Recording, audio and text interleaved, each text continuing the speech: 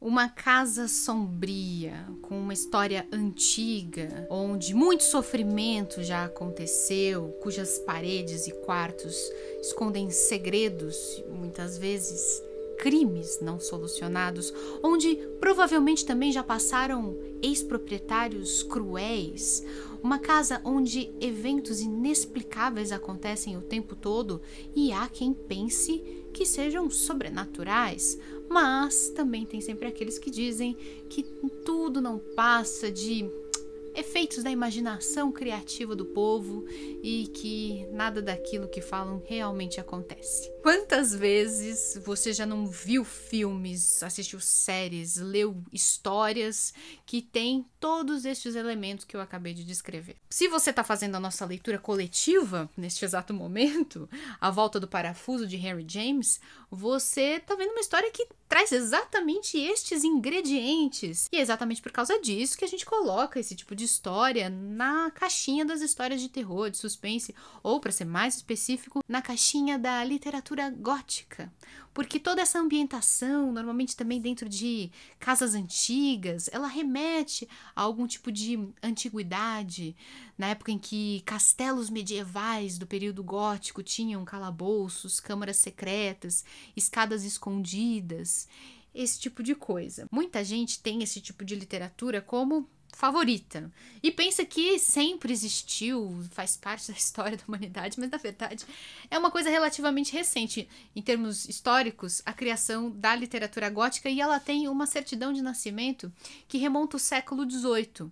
Aí você vai dizer assim, não, século XVIII faz tempo pra caramba, mas em termos históricos não quer dizer nada. Foi quando um político inglês chamado Horace Walpole publicou O Castelo de Otranto. Esse livro aqui, que saiu em 1764, é considerado o marco inicial, a certidão de nascimento da literatura gótica, o livro que detém, assim, o mérito de ter lançado pela primeira vez na literatura ocidental todas essas convenções que eu falei. Uma história cheia de mistérios, eventos sobrenaturais, ou pelo menos que se sugere serem sobrenaturais, situados num castelo antigo, com maldições, profecias, moradores cruéis, muita traição, muita morte e crime. Tudo isso teve uma certidão de nascimento até que mais ou menos recente.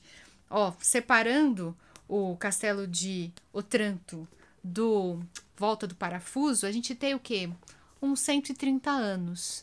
E separando A Volta do Parafuso do livro que eu li na semana passada e do qual eu quero falar hoje, também separam mais ou menos uns 130 anos. É uma coincidência, né? Mas acontece que cada nova geração de escritores, desde o século XVIII até agora, lança novos livros de literatura gótica, literatura misteriosa, com essa ambientação numa casa mal assombrada.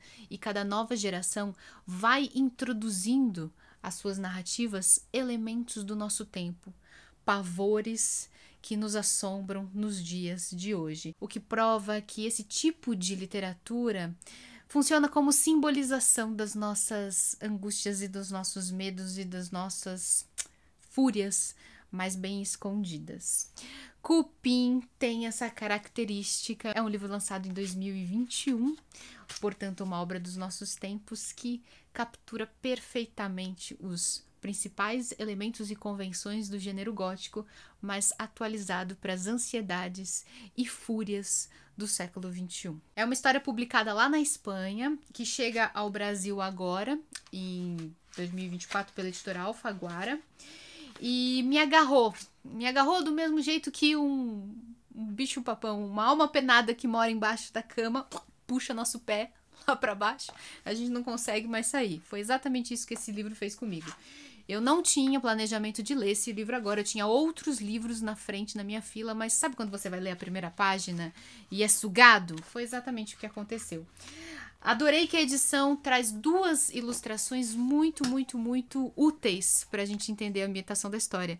A gente tem essa daqui na abertura, com uma casa simples, uma espécie de planta da casa, uma escadaria, uma cozinha, um quarto.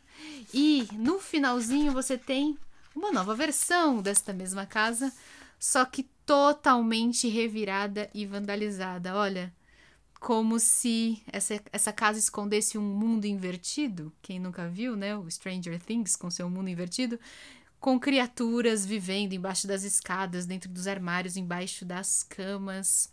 Parece até uma coisa meio infantil, né? Mas que não tem nada de infantil. Cupim é uma história sobre uma casa que foi testemunha de tantos crimes horrendos que ela acabou absorvendo todos esses ódios e contaminando os seus moradores. A casa mal assombrada se tornou quase uma entidade habitada por todos os horrores que ela já testemunhou, tanto ali dentro quanto nos arredores, num vilarejo no interior da Espanha. A história se passa, quando a gente abre a história, né? Nos dias de hoje, nós temos apenas 2 moradoras sobreviventes na casa, uma avó e uma neta. E elas são estigmatizadas pelos moradores do vilarejo como malucas, até meio perigosas.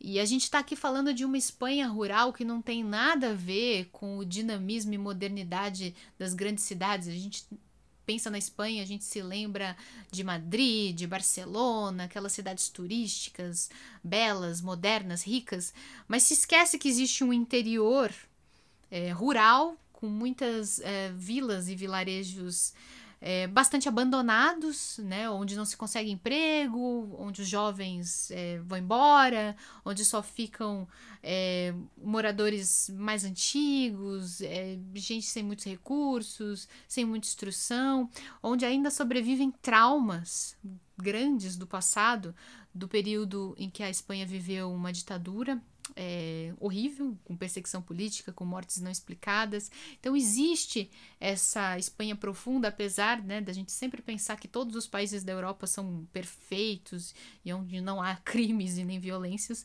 Isso está longe de ser verdade. Dentro de um vilarejo desses da Espanha rural, a gente tem então uma casa habitada só por 2 moradoras, que foi quem restou de uma família que acumula gerações de tristezas, violências e crimes. Todos esses crimes que aconteceram e dos quais foram vítimas esses moradores da família, parece que ainda continuam lá dentro, morando dentro das paredes, embaixo das camas, dentro dos armários. É como se a casa tivesse virado um depósito de almas penadas. O interessante dessa história é que ele é contado por essas 2 personagens, a avó e a neta. Os capítulos vão se intercalando, então um capítulo é em primeira pessoa, na voz da neta, e o outro na voz da avó.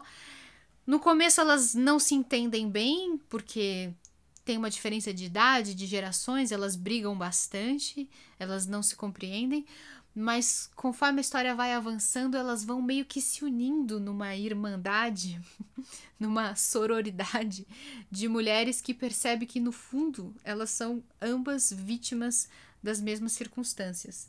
É incrível como a autora Laila Martínez consegue pegar esses temas tão banais e corriqueiros da história da casa mal assombrada e trazer temas tão importantes e complexos como luta de classes, exploração dos trabalhadores, violência de gênero, porque aqui a gente tem todo tipo de violências cometidas contra as mulheres e mulheres que, por sua vez, também cometem violências para se proteger daquelas que elas mesmas sofrem. É um ciclo vicioso que no começo a gente não consegue entender muito bem, mas que de repente vai se desenrolando na nossa frente e vai se transformando numa história de vingança. Porque é absolutamente satisfatório, ao ler essa história, perceber que essas 2 pobres coitadas, condenadas a viver numa casa mal assombrada, sendo apontadas como as malucas da vila, conseguem obter a sua vingança de uma maneira impossível de descrever, muito satisfatória. Cupim foi uma gratíssima surpresa que eu tive nesse ano, recomendo muito que vocês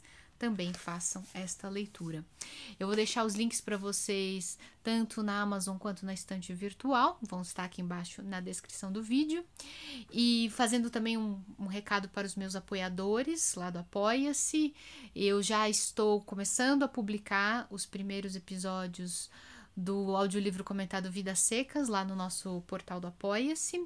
Inclusive, não é por acaso que esse livro está aparecendo aqui atrás, né? Como plano de fundo, porque eu tô relendo essa obra, fazendo comentários, e dessa vez eu contratei um editor, o Pedro, que tá sonorizando os episódios, tá ficando lindo, maravilhoso.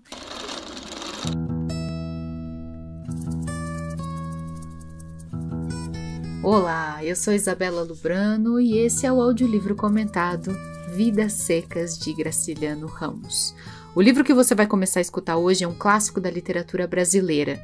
E os comentários que eu vou fazer aqui são comentários de uma pessoa que não é especialista, mas que é encantada por essa obra. Essa deve ser a terceira ou quarta vez que eu vou fazer essa leitura e cada nova leitura traz novas descobertas. Então eu convido você a ficar num lugar mais ou menos calmo, na medida do possível, coloca seus fones de ouvido, tenta se desligar do mundo. Essa vai ser uma viagem para um Brasil ancestral e ao mesmo tempo muito atual.